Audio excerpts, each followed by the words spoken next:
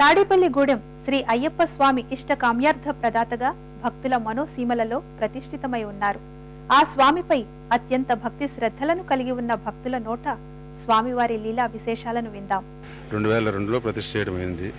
ప్రతి సంవత్సరం నవంబర్ 16 నుంచి జనవరి 14 వరకు స్వాములకు రోజుకి 500 నుంచి 1000 మంది వరకు అన్నదానం జరుగును. భక్తుల సహకారంతో ఈ కార్యక్రమం చేస్తున్నాము. స్వామియే శరణమయ్యప్ప.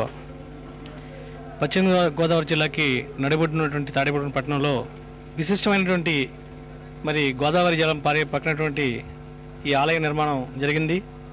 దీనిలో ఎంతోమంది భక్తులు ప్రతి సంవత్సరం కూడా మరి ఈ స్వామి వారి అయ్యప్ప స్వామిని దర్శించుకునేందుకు ప్రత్యేకమైనటువంటి మార్గంలో ఇది ఉన్నందున ఎంతోమంది భక్తులు ఎన్నో వేల మంది దీన్ని దర్శించడం జరుగుతుంది.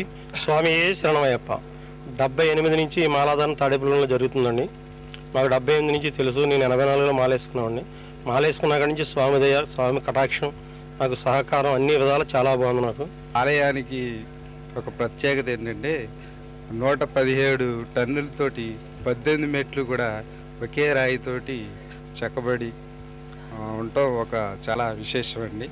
ఇది ఎక్కడా కూడా లేదు. దీనికి భక్తులు కూడా చాలామంది సహకరించారు.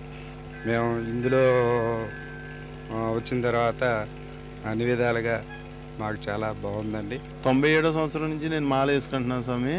మాల వేసుకున్నా కానీ నాకు ఆరోగ్యం అంతా కూడా బాగుంటుంది. మాకు అన్ని రకాలు కూడా బాగుంటుంది స్వామి. తెల్లారుజామున లేచి సన్నిధి స్నానం చేసి పూజా కార్యక్రమాలు అన్ని చేస్తాం గురించి అంతా బాగుంది స్వామి. పందేళ్ల రాజ వంశజుడు, అభిషేక ప్రియుడు స్వామి అయ్యప్ప.